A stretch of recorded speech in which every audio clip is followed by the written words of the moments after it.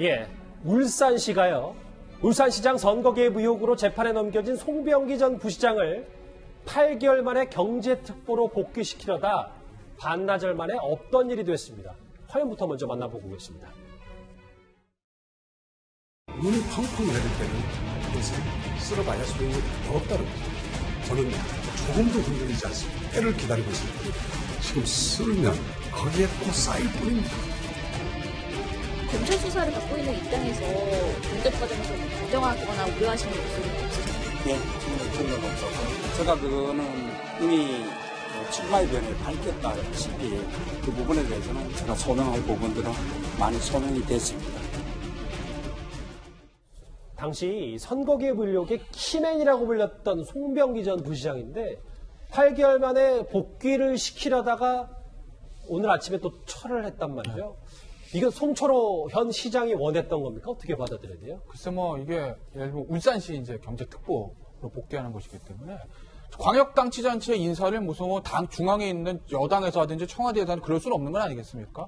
울산시 자체의 문제이기 때문에 결국 울산시장인 송철호 시장이 임명을 하려다 최종적으로 보류했다 이렇게 볼 수밖에 없는 것 같습니다. 아직 정확한 인사 배경은 알려진 건 없지만 예. 겉으로 봤을 땐 그렇게 해석할 가능성이 가장 높은 거죠. 울산의 문제니까. 그런데 결과적으로는 복귀를 안 했기 때문에 일종의 해프닝으로 지나간 겁니다. 결과만 놓고 보면. 근데 그 과정을 생각해 보면 이 송철호 부시장을 무보수 명예직이라고 하지만 특보라는 그런 경제특보라는 보면 시장한테 굉장히 중요한 자리 아니겠습니까? 지금 경제가 가장 중요한 상황에서요. 예. 그 자리로 복귀시키려고 시도했다는 것 자체가 전 참 대담하다는 생각이 듭니다.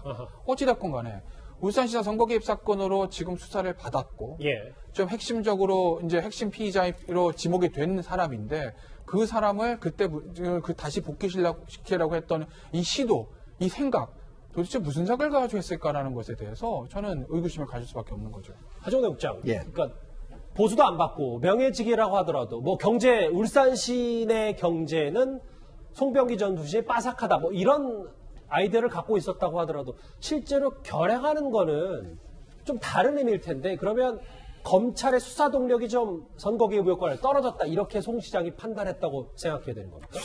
그거보다는요. 지금 사실은 이제 송철호 시장 같은 경우에는 울산시장이다 아니면 거기서 국회의원 될 때 여러 번 했지만 계속 떨어졌잖아요. 근데 유일하게 지금 여기 있는 송병기 이제 부시장이 거기에 캠프에 들어감으로써 당선되게 됐지 않습니까? 예. 그리고 지금 현재 송철호 울산시장 같은 경우에는 전체 이제 세부 공약 사업을 하면 100개 정도 되거든요.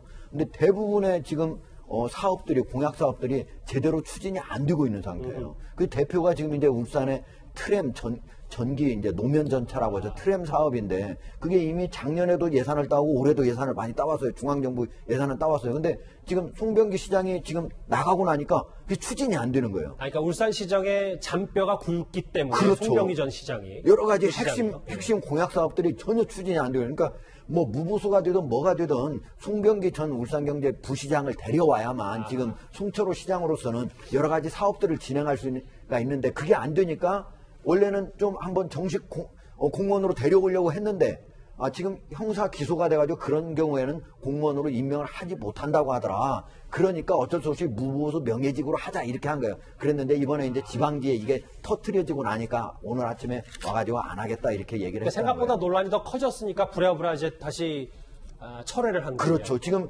송철호 시장 입장에서는 어떤 방식으로든 송병기 부시장을 데려와야만 이 사업을 할 수 있는데 지금 상당히 곤혹스러운 입장일 거예요. 김태현 변호사님. 네.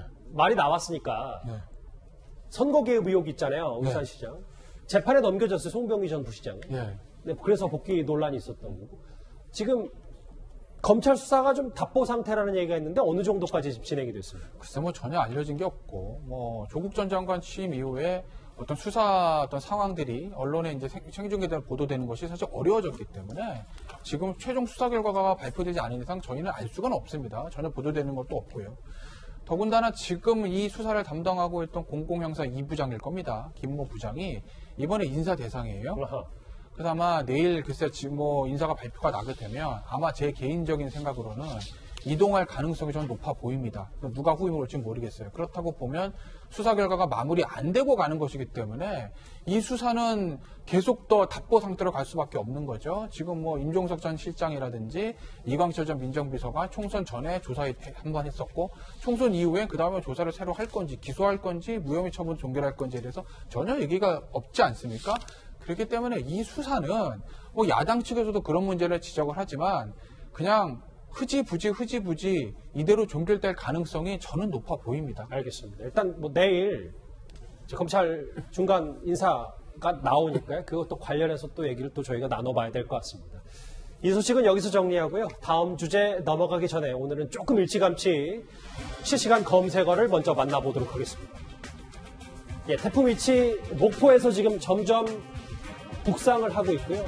제주도도 오늘 오전부터 태풍 바비의 직접 영향권이 있습니다.